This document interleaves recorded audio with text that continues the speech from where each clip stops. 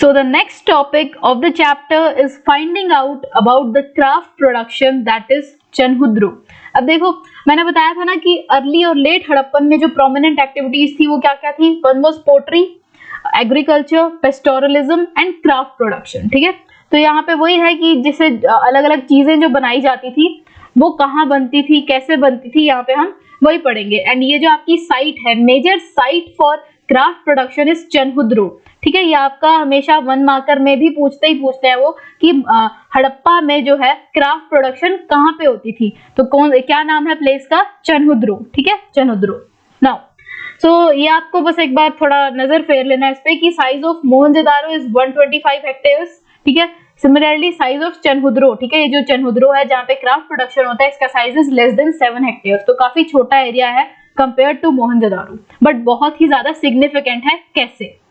The site Chanhudro was devoted to craft production, including bead making, shell cutting, metal working, seal making and weight making। देखो इतनी significant ये क्यों है? क्योंकि यहाँ पे ये सारे काम हो रहे हैं। ठीक है, बीड्स भी बन रहे हैं, ठीक है, मोती बन रहे हैं, शेल कटिंग हो रही है, जैसे कई बार शेल्स को काट के ही बीड्स ऑब्टेन किए जाते हैं ना, जैसे ऑयस्टर्स वगैरह है। ठीक है, मेटल वर्किंग मतलब कोई मेटल का काम भी है वो यहीं पे हो रहा है। ठीक है, then is seal making. Seal making जैसे हमने एक हड़प्पन सील पढ़ी थी ना जो स्टीटाइट से बनती थी। Then is weight making. Weight making होता है जैसे आप जैसे कभी सब्जी लेने गए हो तो उसमें वो होता है ना, वो टिक्कियां सी या जो पाइस सी यूज करते हैं उसको रखते हैं, वो 1 kg 2 kg की होती हैं, तो यहाँ पे वही वेट्स की बात की गई है, बट इनका जो वेट है वो थोड़ा अलग टाइप का होता है, वो भी I show you the image. ठीक है, तो बेसिकली आप लगा लो चनहुद्रो ना यहाँ पे इनका इंडस्ट्रियल सेंटर है, मतलब यहाँ पे सारा ऐसा ना एक टेक्निकल काम होता है, मतलब पहले के टाइम का। So the variety of materials used to make beads is remarkable. ठीक है, अब जो मटेरियल यूज किए जाते हैं फॉर मेकिंग दीज बीड्स वो हम देखते हैं। First is carnelian which is a beautiful red coloured एक आपका मटेरियल या स्टोन है। ठीक है, क्या नाम है उसका? कार्नेलियन। इसकी अभी आपको जो प्रोडक्शन है वो भी इसी वीडियो में आई टेल यू। ठीक है, so first is carnelian, then is jasper. Jasper हमने अभी पिछली वीडियो में पढ़ा है, तो जो बरियल्स में मेल की स्कल के बिल्कुल साइड में जो बीड्स रखे गए थे, these were made up of jasper, जो कि 3 शेल्ड रिंग से बना हुआ है। Then is crystal, quartz and steatite. Steatite जिससे हड़प्पन सील बनती हैं। Then metals like copper, bronze and gold and shell, faience and terracotta and burnt clay. Basically देखो यहाँ तक इन्होंने बता दिया आपको कि कौन कौन से स्टोन्स यूज किए जाते हैं फॉर मेकिंग बीड्स। देन इन्होंने बता दिया जो मेटल वर्किंग होती है उसमें कौन कौन से मेटल यूज होते हैं। तो इसमें फाइंस मैंने अभी आपको पिछली वीडियो में ही बताया है जिसमें पोर्ट्स बनते हैं जिससे। देन टेराकोटा मॉडल्स, जो आपको बुल की मैंने इमेज भी दिखाई थी वो टेराकोटा मटेरियल की थी। Then burnt clay. ठीक है, बर्न्ट क्ले बेसिकली वही है कि जब आप फाइंस भी बनाते हो तो ऑल्दो आप मटेरियल सैंड का यूज करते हो, बट अगर कोई क्ले से भी मटेरियल बन रहा है तो बाद में उसको बर्न किया जाना, मतलब उसको आग में पकाया जाना, उसके बाद जो भी मटेरियल ऑब्टेन होगा व्हाटसोएवर। ठीक है, so now let's move. Some beads were made of 2 or more stones cemented together and some of the stones with gold caps। ठीक है, अब वो ये क्या कह रहा है कि जैसे हमने बीड्स पढ़े ना कितने सारे मटेरियल से बनते हैं बीड्स, जैस्पर हो गया, कार्नेलियन हो गया, तो वैसे ही ये जो बीड्स हैं कई बार एक से ज्यादा स्टोन से बनते थे, मतलब लगा लो 2 से 3 स्टोन के मटेरियल को इकट्ठा मिक्स करके कोई बीड बनाया जा रहा है। ठीक है, and some of the stones with gold caps. ठीक है, फिर उसके बाद क्या होता था, इनको आपस में जोड़ा कैसे जाता था, बीच में गोल्ड की कैप लगा दी जाती थी। आप ना अपनी एक बार बुक में इमेज जरूर देखना, उसमें वो दिया हुआ है कि कुछ गोल्ड कैप्स दी हुई हैं, फिर 2 जो बीड्स हैं उनको ज्वाइन किया गया है। Now the shapes were numerous. Shapes भी बहुत अलग अलग होती थी इन बीड्स की। वन वाज डिस्क शेप्ड जैसे सीडी की एक शेप होती है। देन इज सिलेंड्रिकल जो आपका मतलब लाइक एक रोड सा होता है ऐसे। ठीक है, सिलेंड्रिकल शेप हो गई। देन आ जाएगा स्फेरिकल इज जो गोल आकार होता है। बैरल शेप्ड एंड सेगमेंटेड क्या होता है? सेगमेंटेड होता है जब उसमें बहुत सारे कॉलम्स बने होते हैं। ठीक है, that is called a segment. Now some were decorated by incising or painting and some had designs etched into them। ठीक है, इंसिजिंग बेसिकली वही जब जैसे इंसिजन दिया जाता है ना ऑपरेशन के टाइम में, तो वैसे ही कुछ डिजाइन बनाने के लिए थोड़े बहुत इनमें भी थोड़े बहुत कट्स दे दिए जाते थे। ठीक है, या कुछ पेंट कर दिया जाता था, या कई बार इनके अंदर ही विद इन में डिजाइन होते थे। ठीक है, तो ऐसे इनके अलग अलग तरीके के बीड्स मिलते थे। देखो variety of beads were found there. Now techniques for making beads differed according to the material, ठीक है। लेकिन ये तो हो गया कि चलो बीड्स जो थे वो कौन कौन से थे। अब अगर हम डिस्कस करें कि ये जो बीड्स थे ये बनते कैसे कैसे थे, तो basically depending upon the material ही इनकी प्रोसेस थी। जैसे अब देखो स्टीटाइट का मटेरियल है जिससे आपकी हड़प्पन सील बनती है। It was a very soft stone, it was easily worked. Some beads were moulded out of a paste made with steatite powder, ठीक है। बीड्स को कैसे बनाया जाता था, स्टीटाइट पाउडर की एक पेस्ट बनाई गई, जैसे सपोज कोई व्हाइट सा पाउडर है, ठीक है, उसको ऐसे पानी में मिला के उसकी एक पेस्ट बनाई गई, फिर उसमें आपने ऐसे बेसिकली प्रेस किया, मोल्ड किया और एक शेप बन गई। So this permitted making of a variety of shapes like the geometrical forms made up of harder stones. तो ठीक है, स्टीटाइट बेसिकली लगा लो जैसे कोई चोक पाउडर है आपका, ठीक है, और उस चोक पाउडर में आपने थोड़ा सा पानी पाया, ठीक है, फिर आप उसको थोड़ा सा घुमा फिरा सकते हो, अपने हाथ से खेल सकते हो उससे, फिर उसको प्रेस करोगे तो वो वैसी ही शेप में मोल्ड हो जाएगा जैसे क्ले होती है, ठीक है। तो वैसा सा एक मटेरियल बन जाती है the moment we add water in it, तो it is steatite. Now next material देखते हैं।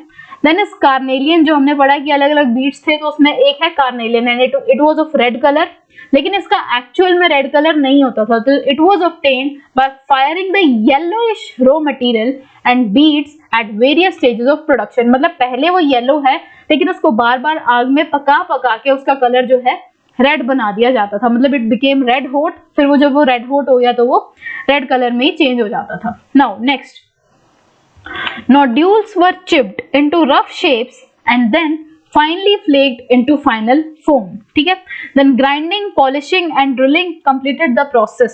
अब देखो कोई भी चीज जब वो कंप्लीट होना है तो उसमें आप फिनिशिंग तो देते हो ना उसकी, और उस फिनिशिंग में आपकी फर्स्ट ऑफ ऑल ग्राइंडिंग होती थी कि जो थोड़ा बहुत एक्स्ट्रा पार्ट्स हैं, जैसे आप जब कोई लकड़ी का काम करते हो तो उसमें ऐसे फ्लेक्स नहीं रह जाते, स्लिवर्स से रह जाते हैं, उसको भी हटाया जाना जरूरी है, नहीं तो वो हाथ को पियर्स कर सकते हैं। तो इसी तरह से एक फिनिशिंग के लिए ग्राइंडिंग होना जरूरी था, फिर उसके ऊपर पॉलिश लगाई जाती थी ताकि उसमें एक चमक या शाइन आए, ठीक है। उसके अलावा ड्रिलिंग, जो माइनर ड्रिलिंग होती है ताकि जो थ्रेड है वो बीड्स के अंदर से पास कर सके।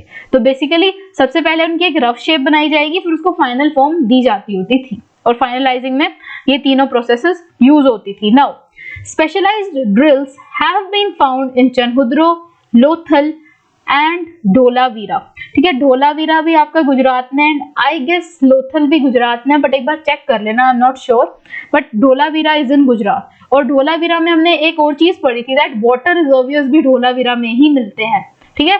तो चनहुद्रो और लोथल और ढोलावीरा यहाँ पे स्पेशलाइज्ड ड्रिल्स पाई गई हैं। Now next is Nageshwar and Balakot. I am telling you ये लोकेशंस बहुत जरूरी हैं इवन फॉर मैप और ये सिंपल वन मार्कर के लिए भी।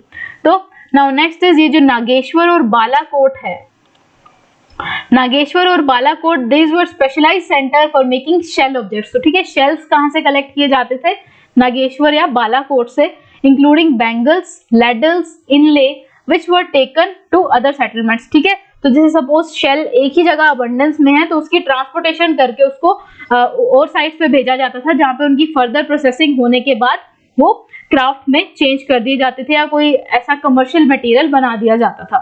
So similarly, it is likely that finished products from Chanhudro and Lothal were taken to large urban centers such as Mohenjo-daro and Harappa.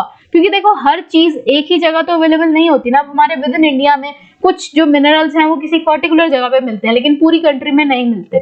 तो वैसे ही अब वहां उस टाइम में भी यही था। अब जैसे देखो शेल्स जो है नागेश्वर और बालाकोट में ही है, तो वहां से वो ट्रांसपोर्टेशन के बाद वो हड़प्पा में या मोहनजोदारो में मिलने लगे थे।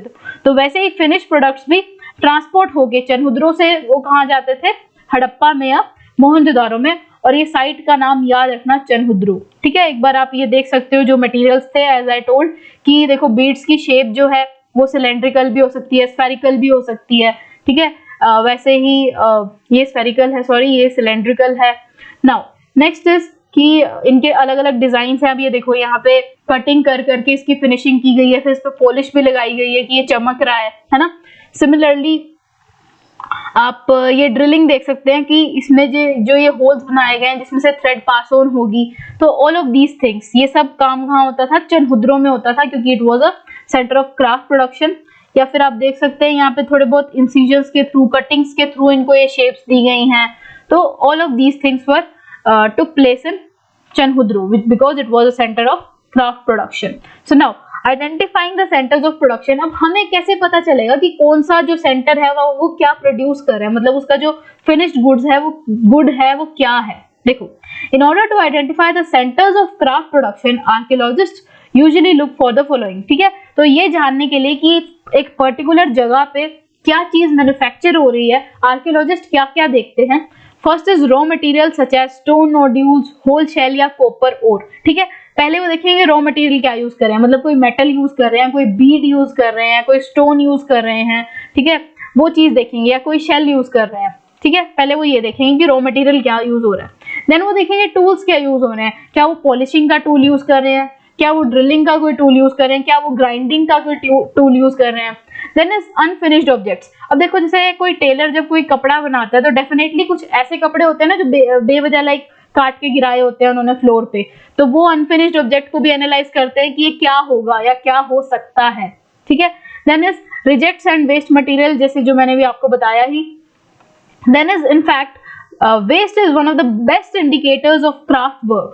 For instance, if shell or stone is cut to make objects, then pieces of these materials will be discarded as a waste. तो वही है, वेस्ट से आप बहुत अच्छे से पता लगा सकते हो कि यहाँ पे क्या मैन्युफैक्चरिंग हुई होगी। ठीक है, नाउ नेक्स्ट देखते हैं, एक मिनट।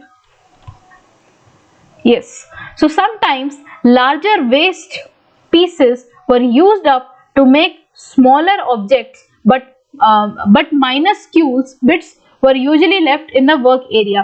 अब कई बार क्या होता है कि वो वेस्ट मटेरियल में ना आपका बहुत ज्यादा एक अमाउंट का एक वेस्ट मटेरियल बच जाता है। जैसे सपोज करो, चलो एक टेलर की बात करते हैं कि सपोज ये ना आपका डिस्कार्डेड क्लॉथ है, कई बार उसका ना अमाउंट इतना ज्यादा होता है कि आप उसको ना, मतलब इंडियंस बीइंग इंडियंस, तो क्या करते हैं उसको कपड़े को ले जाते हैं घर पे, फिर वो घर पे बैठ के ना उसके हैंकीज बनाने लग जाते हैं छोटे छोटे। तो वैसे ही है कि कई बार लार्ज वेस्ट मटेरियल जो है छोटे छोटे स्मॉल मटेरियल बनाने के काम आ जाता है, जैसे इस केस में हैंकी बनाने के काम आया। So all of these but minuscule bits, but इसमें भी अब वही है, कुछ ना कुछ कपड़ा फिर यहाँ पे भी एक्स्ट्रा होता था तो उसको वो डिस्कार्ड फाइनली कर देते थे क्योंकि अब वो आगे और यूज नहीं हो सकता। So these traces suggest that apart from small specialised centre, craft production was also undertaken in large cities like Mohenjodaro and Harappa. ठीक है, कहने को वही है कि जो लाइक लग्जरी चीजें हैं या जो अच्छी या रेयर चीजें हैं वो कहाँ होंगी, वो बड़ी बड़ी साइट्स पे ही होंगी। क्यों बड़ी बड़ी साइट्स पे होंगी? क्योंकि वहां they are the hub of everything, you know. अब लाइक हम लोग पंजाब साइड जाते हैं या चंडीगढ़ साइड क्यों जाते हैं? क्योंकि they are hub of education. तो वो ये कि अभी जो आपका मोहनजोदारो है अर्बन सेंटर था ना हड़प्पा का, तो बहुत बड़ी चीज है वहां के उस टाइम के लिए, तो इस वजह से यहाँ पे ज्यादा इंपॉर्टेंट चीजें होती ही थी। ठीक है, तो चनहुद्रों से जो मटेरियल है वो कहाँ आ रहा है? मोहनजोदारो में तो आ रहा है, फिर वो बिक रहा है। So it was through all of these things जो हम कह सकते हैं कि कोई भी स्ट्रैटेजी कैसे क्या है टू प्रोक्योर द मटेरियल्स या क्राफ्ट प्रोडक्शन का हमने यहाँ पे सारा मेथड डिस्कस कर लिया है। So with this I and this particular topic and अब हम अगली वीडियो में देखेंगे about the strategies for procuring all these materials. So for this, thank you very much and I'll meet you in the next video.